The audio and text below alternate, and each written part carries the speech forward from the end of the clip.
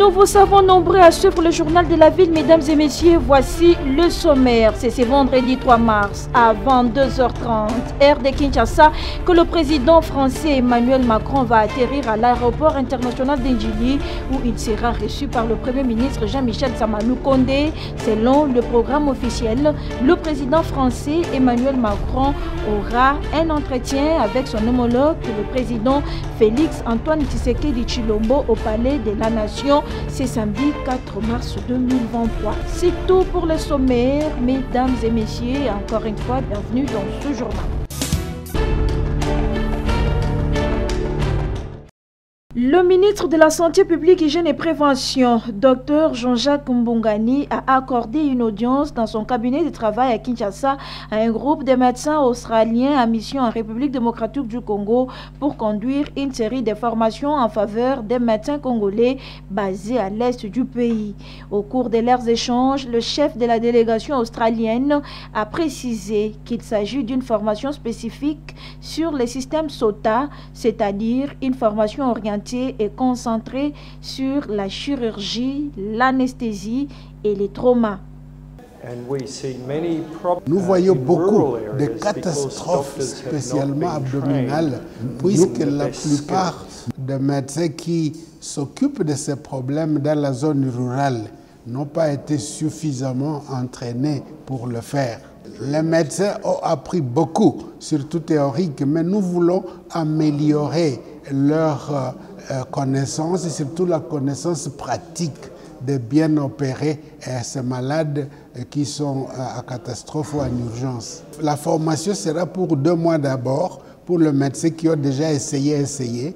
Et alors, on va chaque fois recycler les médecins de différentes provinces et on pourra chaque fois améliorer leur qualité. Pour la délégation australienne, ce projet répond justement aux recommandations de l'Organisation mondiale de la santé OMS, qui a voulu que les personnes vivant dans les zones rurales puissent avoir accès aux soins de santé sécurisés et complets d'ici les années 2030. Et nous sommes un peu en retard. Nous voulons vraiment commencer dès maintenant. Comme ça, vers les années 2030, il y aura assez de sécurité dans la chirurgie à zone rurale. Il y a différentes procédures. L'OMS parle là-haut, mais nous voulons améliorer ça sur la base au Congo, à partir du village, et spécialement à partir des gens qui sont dans la zone rurale, les hôpitaux de zone rurale. Il tient de noter que cette initiative est saluée par le ministre de la Santé publique, Hygiène et Prévention, Dr Jean-Jacques Mbongani, qui l'a assuré de son accompagnement et envisage de partager le projet aux autres membres du gouvernement lors du prochain Conseil des ministres, car il revêt une importance capitale qui va plus se justifier dans des zones où il y a carence de spécialistes en chirurgie.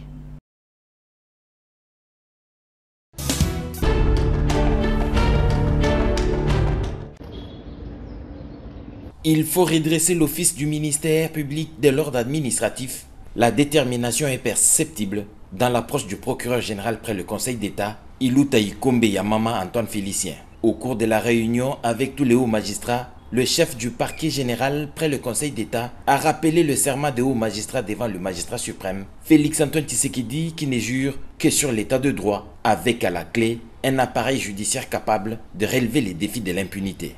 La ponctualité, la discipline, la convivialité et la célérité dans le traitement des dossiers devraient caractériser tous les parquetiers. Iluta Ikombe Yamama Antoine Félicien recommande à ses collaborateurs une application stricte et rigoureuse des textes légaux et les invite à développer des compétences intellectuelles, analytiques et décisionnelles éclairées pour une justice distributive, égalitaire et équitable pour tous.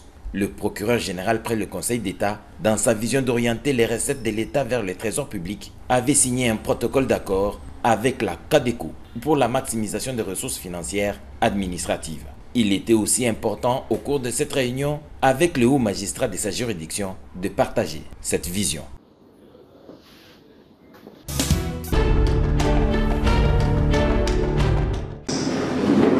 Dialogue social et responsabilité des partenaires, c'est sous cette thématique que se tient à Kinshasa la tribune de réflexion syndicale organisée par la synergie des syndicats et associations professionnelles de la RDC. Reposant autour de quelques piliers majeurs, ces assises ont entre autres pour objectif de susciter et de créer une forte synergie au sein de forces et organisations professionnelles afin de conquérir, de promouvoir et de sauvegarder les droits réservés aux travailleurs et fonctionnaires publics de l'État. Aujourd'hui, nous avons organisé la tribune de réflexion sur les dialogues sociaux. Et comme vous avez pu le remarquer, les dialogues sociaux reposent sur des piliers. Le premier pilier pour nous, c'est qu'il faut absolument que nous mettions en place une synergie des différentes forces, organisations professionnelles et associations professionnelles, afin de pouvoir travailler ensemble dans le sens de pouvoir conquérir les droits réservés aux travailleurs, réservés aux agents et fonctionnaires de l'État. L'autre pilier, c'est que le dialogue doit reposer sur la sincérité, le caractère sincère, inclusif et participatif.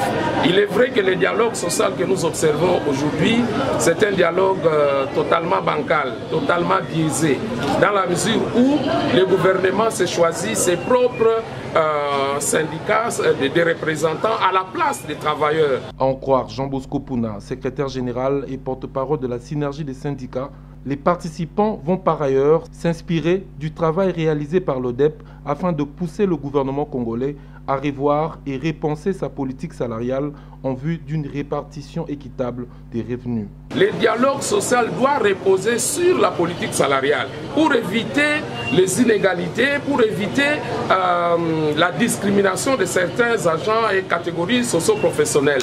Je crois qu'avec l'expertise de l'ODEP, avec le travail qui est déjà fait à ce niveau, nous allons nous approprier de cette étude pour voir comment ressortir les différents équilibres. Ouvert le jeudi 2 mars au centre Bondeko, ces travaux, convoqués à l'intention des différentes souches socio-professionnelles, vont se clôturer le vendredi 3 mars de cette année, assortis de quelques recommandations dont l'amélioration du dialogue social et le respect des engagements et accords entre partenaires.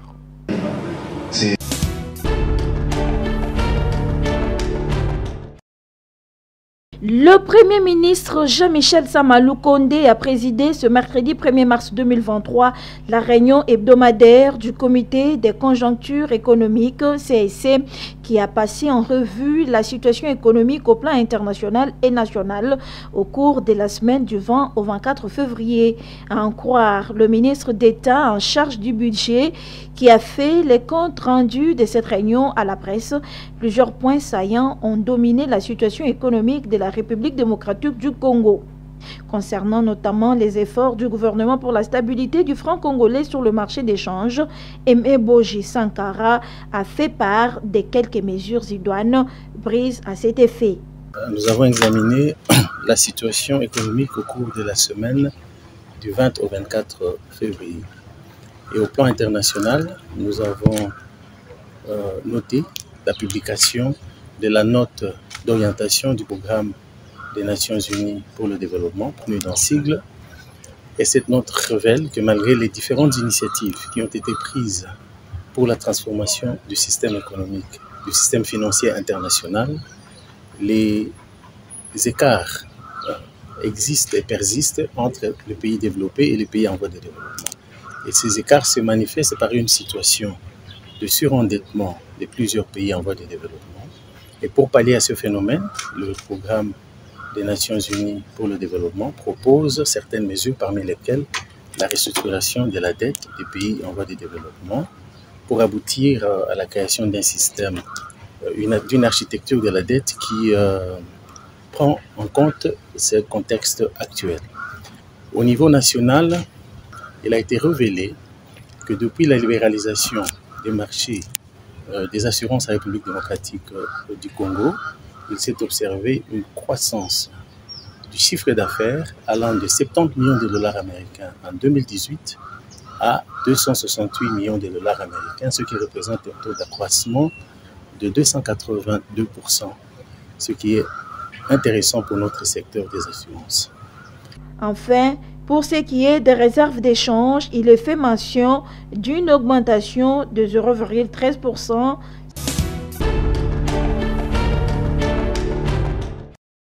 L'arrivée du président français Emmanuel Macron a été déjà prophétisée par le prophète Gédéon Kassongo du ministère prophétique évangélique Mabele Mansantou, PMM, en sigle.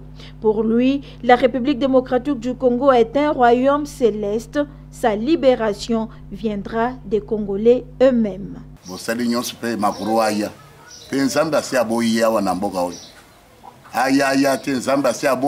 Aboyi discours na ye tozoyebisa peuple congolais toyebisi na bakonzi ya mboka solution ya Congo ezaka na Congo libanda eloko moko te ata bokei bokumbi batu nyonso oyo bolingi kosalisa mboka kosalisa mate mboka eza na maboko ya Nzambe ya mibale fo boyebaka ke RDC bozoyoka awa biso boyebi RDC na makambo mosusu bozoloba République démocratique du Congo mais biso toyebi ke RDC za royaume de Dieu céleste yango moni batu nyonso basali nyonso ke ba diviser mboka ezosimba te po ete Congo eza royaume. La République démocratique du Congo regorge en son sein plusieurs richesses convoitées par le monde. Tout se trouve ici et pourquoi les Congolais souffrent. Tozana ba minéraux tozana biloko nyo batu bazolala nzala biso pourquoi toza batu ya kobanga soki tozwi batu lokola batu babunda na 1960 belemboka ezana esika oyo ezali te pona nini batu ya 1960 bazalaka makasi mutu nyonso Congolais esika ezali zwa mbeli zwa munduki zwa eloko nyonso soki esengeli kobunda bundela pona mboka.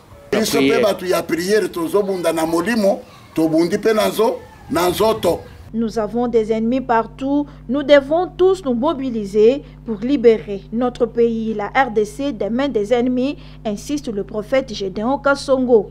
Batu ya ba église ba lamuka, ba politicien bo lamuka, to bundela mboka. Soki boboy ko bundela mboka. Bokolia matiti, bokolia magorodo.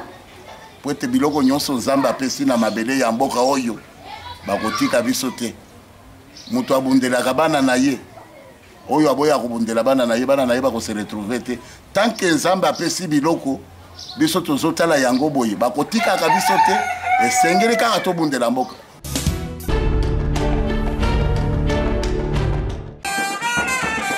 C'est au rythme des fanfares et des chansons que la dame de fer de l'Ituri, Constance Malabou, s'est adhérée à l'Union pour la nation congolaise, partie chère à l'honorable Vital Kamerhe, ce vendredi 3 mars 2023 à la matinée. Tout a commencé sur le boulevard Sendoué où Constance Malabou, accompagnée de sa base, a marché pour atteindre les sièges de l'INC en passant par le rond-point Pogabi jusqu'à l'avenue de l'enseignement où se trouvent les sièges de l'INC. Arrivée sur place, celle qu'on appelle l'espoir de la province de l'Ituri, Constance Malabou, était bien accueillie par les membres de l'INC avant de passer toutes les étapes, à savoir remplissage des fiches d'adhésion, la capture et enfin elle obtient sa carte qui fait d'elle membre effectif de l'INC. Juste après, elle s'est adressée à sa base.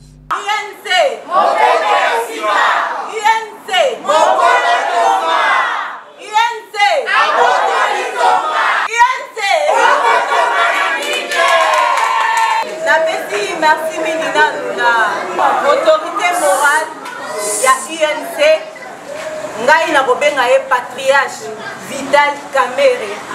Na kanisa ke obeta maboko. Na bandina on a remercier président ya parti pona nini yende ayambi biso mukona lelo. Na pesi pe merci na mukonzi ya mboka parce que autorité morale na biso ya INC bien sûr azotambola toujours la vision ya chef de l'État. Merci na ndenge bo adhéré ebele na parti oyo eza parti oyo eza inspiré kimia oyo eza parti oyo eza ko inspiré patriotisme parce que awa eza kolo tonga botoli bako botola tonga wana ya chômage ekoma musala La dame de fer de la province de l'Ituri promet de travailler à côté de son président Vital Kamerhe afin de chercher la paix dans sa province natale. En tant que fille digne de l'Ituri, j'aimerais bien me mettre aux côtés de l'autorité morale Vital Kamerhe pour le retour de la paix dans cette partie de la République. Notons que toute la base qui accompagnait Madame Constance Mbalabou s'est également adhérée à l'INC, parti cher à Vital Kamerhe.